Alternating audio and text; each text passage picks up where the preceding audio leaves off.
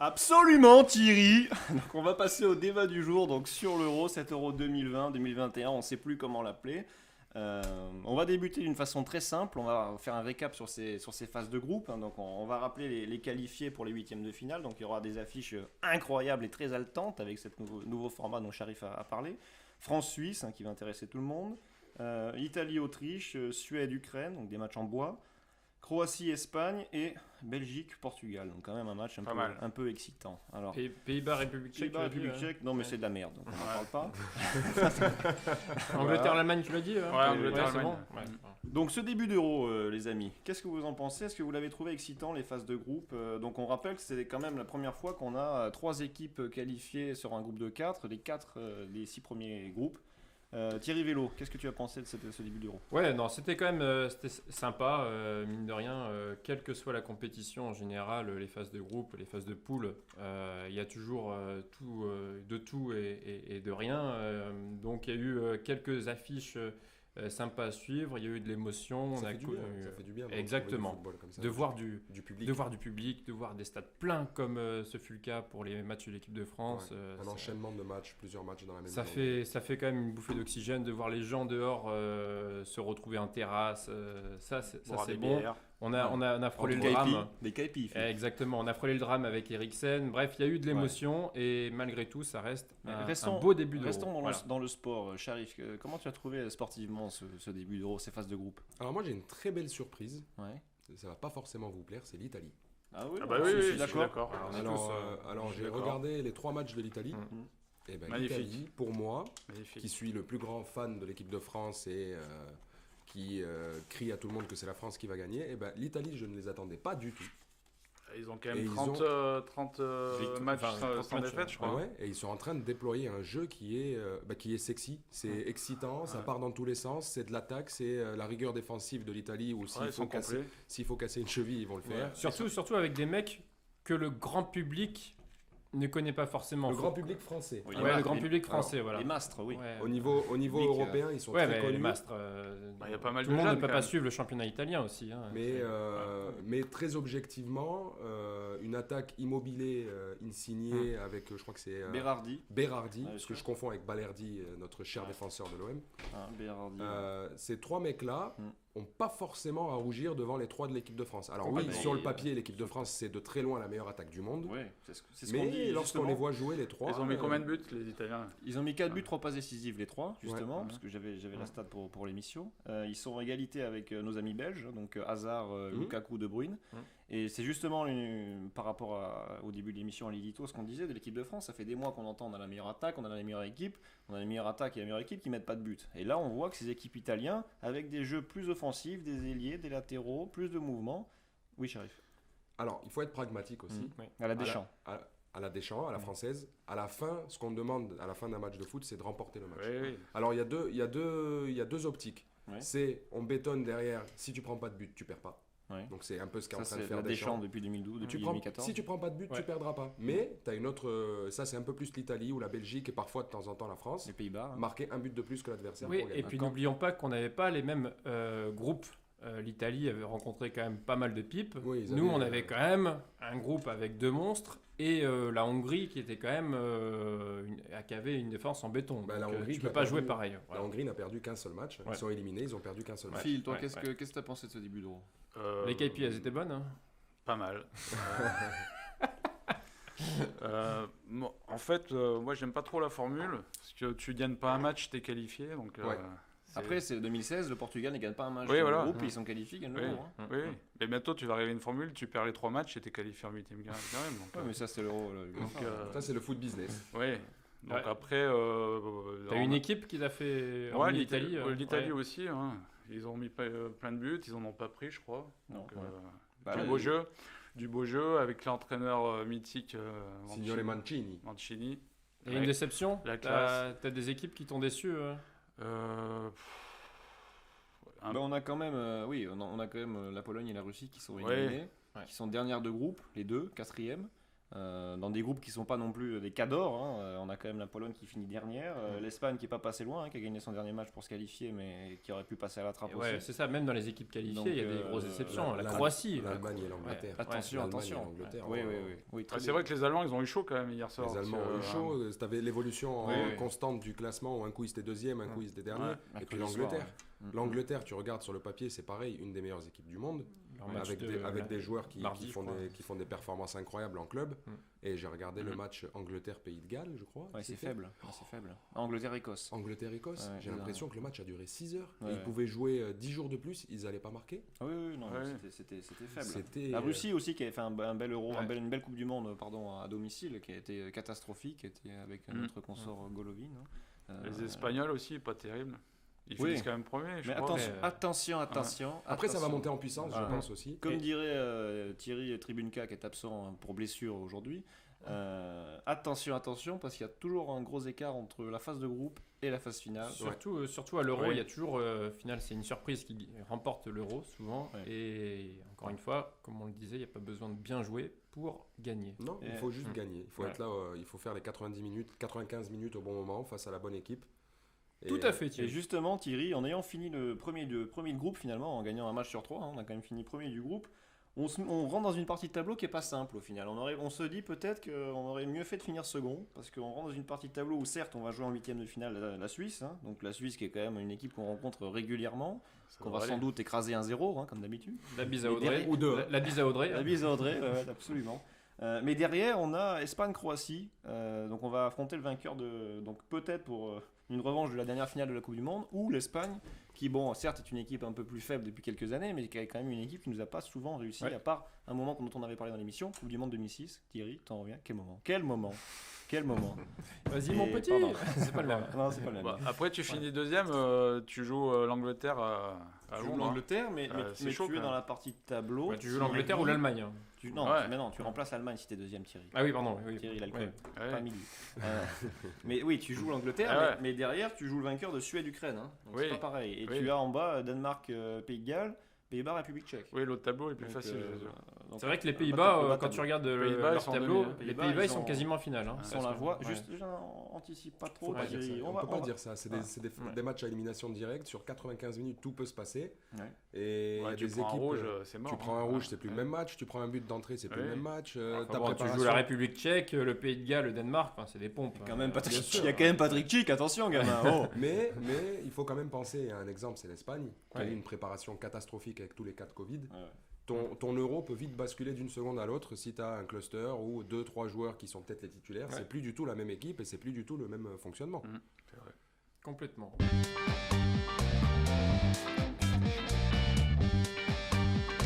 Avant de parler de l'équipe de France, où là je sens que ça va chauffer, nous allons faire un tour pour voir les favoris de cet euro. Thierry Vélo, ton favori? Alors, je vous avais dit il y a quelques semaines que je chantais bien l'Allemagne. Un peu moins bien maintenant. Un peu enrhumé peut-être. C'est pas fini. Thierry enrhumé. Je le laisse quand même dans mes favoris parce qu'on ne sait jamais, ça reste une équipe avec des joueurs d'expérience et des jeunes joueurs prometteurs.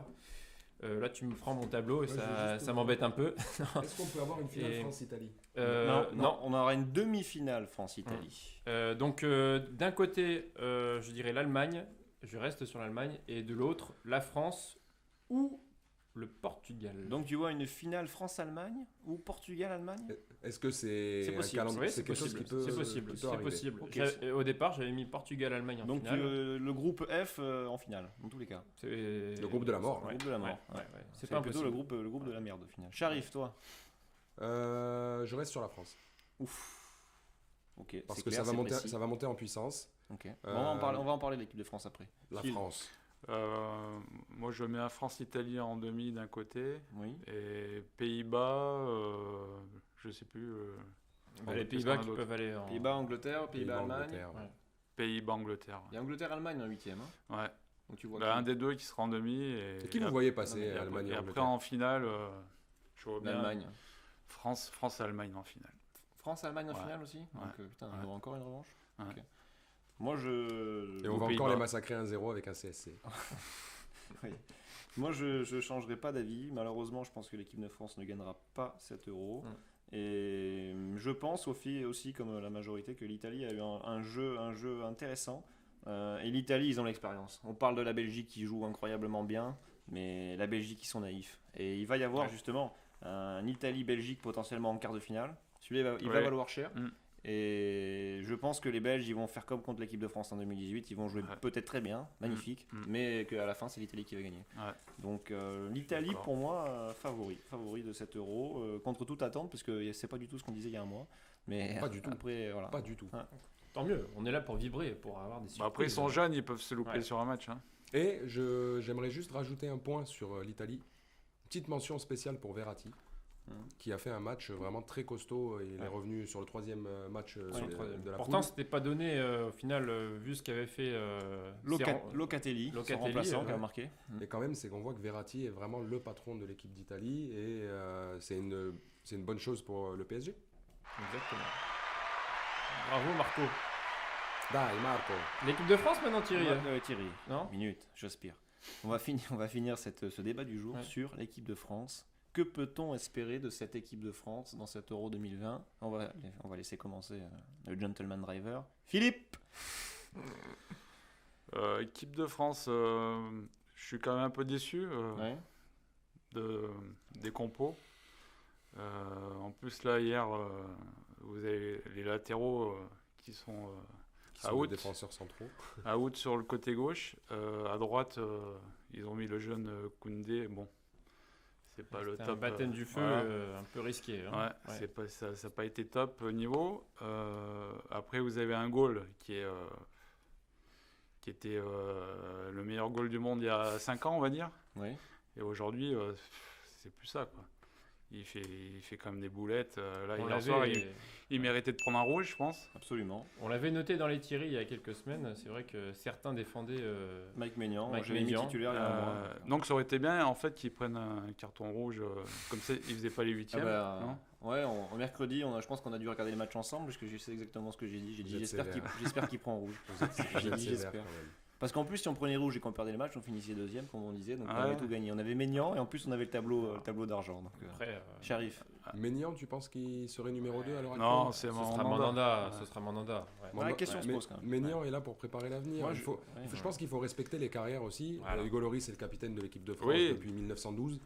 Donc, mais il aurait dû arrêter pourquoi sur le champion du monde. Ça reste le taulier. Le mec, il est champion du monde. Le mec, il aurait dû finir comme ça. De France, c'est je sais plus combien de sélections, mais c'est Matuidi, il est champion du monde aussi. Oui, mais il y a quand même des gens qui poussent derrière et peut-être que la relève derrière n'était juste pas prête. Mandanda est là depuis 10 ans peut-être et il doit avoir 30 sélections maximum. En tout cas en défense ils font peur quand même. Et tu connais le système Deschamps, tu sais qu'il a des cadres, il a une colonne vertébrale et Lloris fait partie de cette colonne vertébrale, donc il le changera pas. Oui, non mais là c'est sûr qu'il le changera pas, mais bon c'est quand même un point faible. Il dit pas qu'il le changera, il regrette qu'il ne l'ait pas changé. Il a le droit de regretter. Moi je le regrette aussi, je l'ai dit dans l'édito. Donc Sharif. Attends, j'ai pas fini. T'as pas fini? Et puis en plus, j'avais oublié la question. La question, c'est qu'est-ce que tu attends de cette équipe de France? Oui, d'accord. Donc après, il met Tolisso aussi à droite. Hier, on l'a pas vu. C'est un fantôme. Il a pas fait un match cette année avec le Bayern, je crois. Il a joué 45 minutes avec le Bayern. T'aurais mis Rabiot? Bah non, mais tu mets Coman. Tu mets Coman d'entrée, quoi. Non mais t'apportes de la vitesse. On est d'accord. Alors je veux dire quand tu changes de système. Ouais, mais quand il est rentré Coman, t'as vu quand même la différence. Moi je suis d'accord. Après, c'est pas les mêmes joueurs, forcément. Donc l'animation n'est pas la même. On l'a vu le match d'avant avec Dembélé qui est rentré. Donc ça c'est logique. Mais on change de système. Après en top, t'as toujours Pogba, Griezmann. C'est vrai que Pogba est surprenant. Pogba est monstrueux. Et par contre, Kanté, je le trouve un peu en dessous. Il m'a l'air un peu cramé. Qu'est-ce que tu lui as donné, vu que c'est ton voisin maintenant, pour les pains? Qu'est-ce que tu lui as donné avant l'Euro? Ils ne doivent pas prendre le même produit à Chelsea qu'en équipe de France. Et après, c'est le système aussi. Il y a tellement Pogba qui rayonne autour de lui.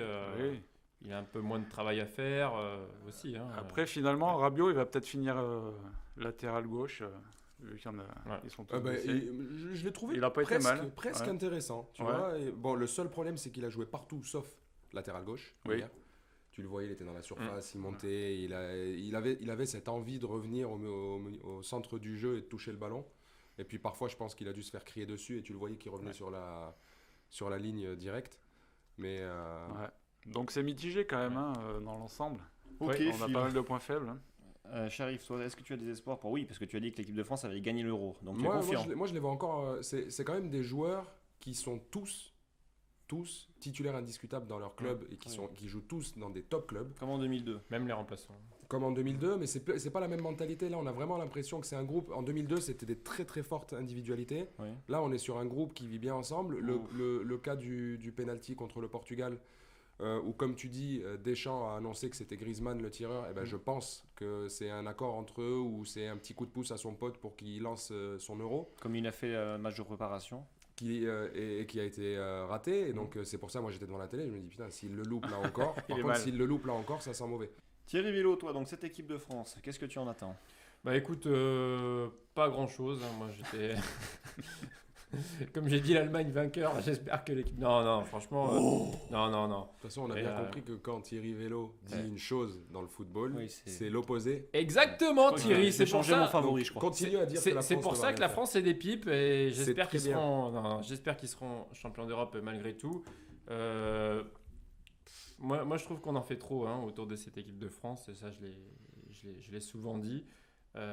C'est pas des joueurs de qualité qui font une grande équipe, ça peut, mais c'est pas ça. Alors, on a quand même un grand coach qui a permis pendant des années de faire cette osmose, mais ce petit coup à la dernière minute là, de changer comment dire, la stature, pas la colonne vertébrale, pardon, je vais trouver mes mots, de l'équipe de France.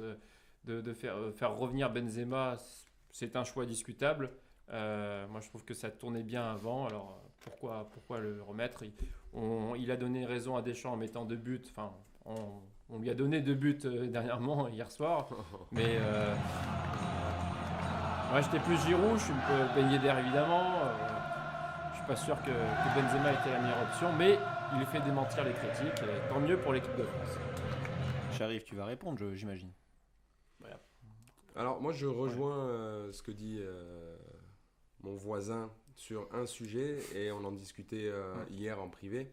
C'est que je pense que ça ne tourne pas assez devant et que des mecs comme Giroud, que je déteste, je répète, et des mecs comme Ben Yedder qui font Ben Yedder qui a fait une grosse saison pourraient avoir un peu plus de temps de jeu plutôt que de forcer sur des... Après... que forcer sur Benzema, Griezmann et Mbappé qui jouent tous les matchs presque 90 minutes à chaque fois. Bon, après il fait les changements très tard à chaque fois. Parce que le match n'est pas gagné, donc peut-être il veut être sûr que ça se passe bien et que si on avait des victoires plus simples, ça tournerait plus rapidement. Peut-être que ça fait partie aussi de la préparation physique et que les mecs ont besoin d'enchaîner pour être au top. On ne sait pas. Écoute, on verra le 15 juillet si Didier Deschamps avait raison ou non. Après moi... le 11 juillet. Non, mais parce que le 15 c'est... Ah oui, d'accord. Pardon. Au 15 juillet, ton avis, quand on sera à l'apéro, on en discutera. Ton avis, Thierry, pour finir, sur cette problématique de l'attaque Alors sur l'attaque, il y a beaucoup de choses à dire. Mais comme j'en ai déjà un peu parlé dans mon édito, moi je pense que cette équipe de France... elle me désole, elle me catastrophe, elle m'épuise, elle m'insupporte. Les grands mots. Ouais, notamment, ça a commencé tout de suite du premier match contre l'Allemagne. Mercredi, ça s'est confirmé. Ça s'était déjà confirmé contre la Hongrie et ça s'est confirmé contre le Portugal. Même si on prend 2 buts sur des pénaltys, mais c'est des erreurs individuelles. Quand on fait des erreurs individuelles, on l'a bien connu à l'AS Monaco, nous, dans la première partie de saison, où tous les matchs, il y avait un carton rouge, une main, un pénalty, une faute, enfin une erreur individuelle qui plombait l'équipe. C'est généralement pas très bon pour le collectif. Et justement, Sharif, toi tu disais qu'il y avait une très bonne ambiance, relation dans ce collectif. Moi je suis pas sûr que ce soit le cas. Je pense qu'il y a beaucoup d'ego, beaucoup d'individualité dans ce groupe, notamment à commencer par Mbappé. En attaque. C'est pas le seul, en attaque. Après tu as eu le problème avec Giroud aussi, qui a dit qu'il n'avait pas les passes... Il fallait depuis il n'a pas fait de minutes. C'est ce que je disais en introduction. Il y a des clans qui... Il y a des clans. Et on parlait de 2002, ça fait les clans, c'est 2010 aussi. C'est encore un bon souvenir. 2010, là, depuis qu'il a dit ça, Giroud, il n'a pas fait de minutes, je crois. Donc non, cette équipe de France, honnêtement, j'en attends rien. La Suisse, évidemment, je pense qu'on va battre la Suisse. Mais derrière, ça ne me surprendrait pas qu'on perde contre l'Espagne. Il n'y a plus rien qui me surprendrait. La chose qui me surprendrait, c'est que Deschamps change un peu d'avis, c'est-à-dire qu'il change pas forcément Benzema, mais qu'il change surtout de système, qu'on joue en 4-2-3-1, mais vraiment en 4-2-3-1, pas comme mercredi où il nous a fait semblant dans les médias de passer en 4-2-3-1 avec un Rabiot sur un côté, Donc de vraiment passer avec des ailiers sur le coup, que ce soit Coman à droite ou Mbappé à gauche. Face à la Suisse, ça devrait aller. Deux centraux. Quitte à faire jouer Giroud et Benzema ensemble. On se souvient que justement contre la Suisse, on avait gagné 5-2 avec Benzema et Giroud sur le terrain. C'est le seul match où ils ont joué ensemble.